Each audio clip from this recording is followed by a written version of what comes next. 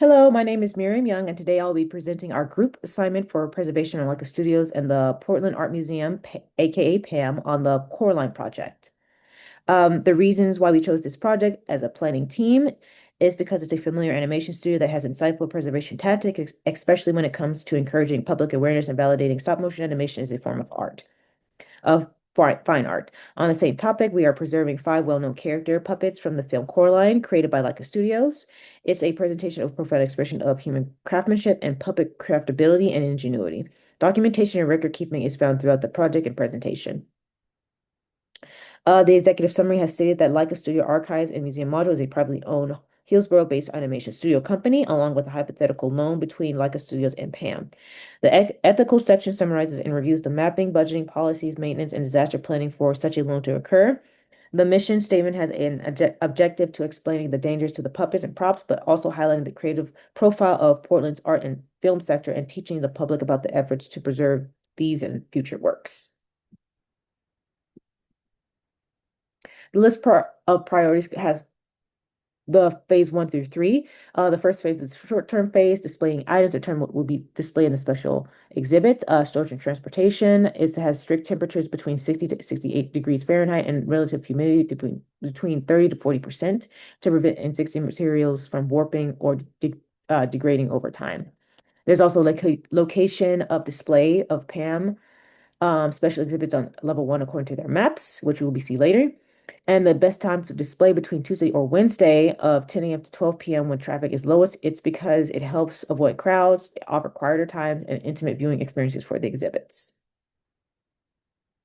Phase 2 goes on to saying on the midterm priorities, such as display items, hazards of the 10 agents of deterioration, such as fire and water, control, temperature, humidity, and pests, and the length of the exhibit, which we've determined to be 8 to 10 months, potentially starting on October 7th of this year, onward to July 20th of 2027 per year, unless determined by elsewhere by the contract. Speaking which of the contract, the information regarding the contract on PAM's handling of the specific logistic operations, such as transportation, damage liability, and insurance policies, is strictly private. Handling is done by case, and the loan consignment and agreements rather than public guidelines.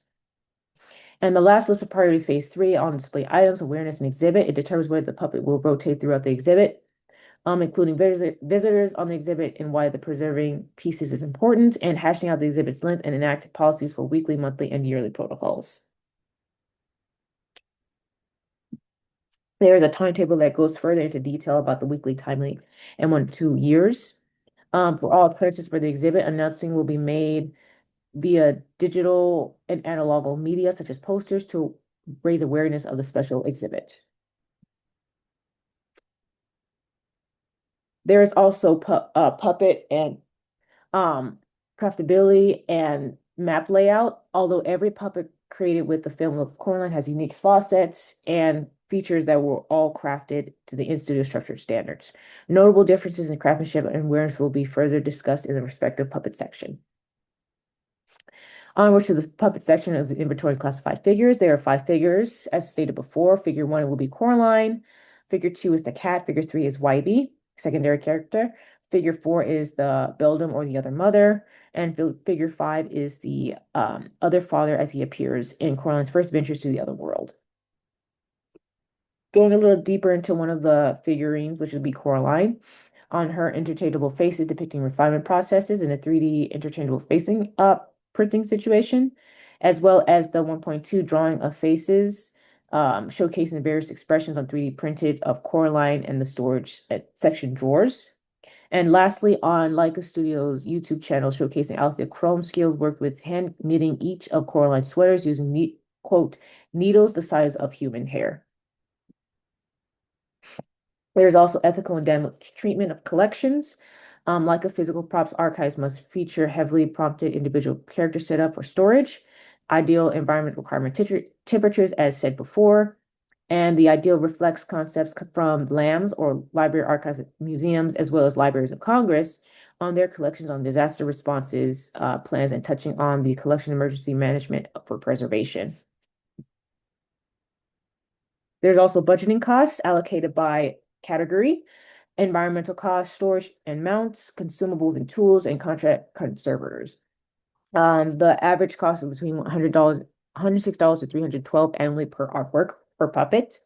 And the breakdown is numbered by categories, as Leica does not directly earn money from the museum exhibits. Instead, they use these for traveling exhibit charges for tickets to cover the operating costs. There are also partnerships with Leica, which will be on the next slide, as a firm that produce highly profitable civic events and auctions. The final budgeting cost depicts to be roughly $40,000 or more, stated by the prior budgeting range. The continued budgeting range includes how it is funded, such as using LIKA Studios and Museum upfront costing shares, ticketing premiums, donation of memberships, corporate sponsorships, and merchandising sales. And that cost chart also breaks down how each one of those things are priced. Onward to the policies for the museum itself. Um, the museum articulated policies in its rule book. It bridges the museum's missions and daily actions. There's also insurance policies for PAM itself and the museum meta policies. And like a established framework falls under the category of VRA cores, which is visual arts, for its metadata standards. Policies continued on the museum access and use policies, such as open access, dedicated accessibility, food and drink user usage restrictions, and privacy and cultural sensitivity, especially when it comes to protecting private donors' information. Ongoing maintenance and disaster planning. There are core disaster planning principles for PAM exhibits, as well as emergency preparedness response and material risks, such as fire safety, avoidance, kits, custom kits for dedicated salvage bins, and digital backups as well. And last but not least, the references used throughout the preservation presentation. All right, that is all we have to offer. Thank you so much for tuning in at our presentation preservation plan.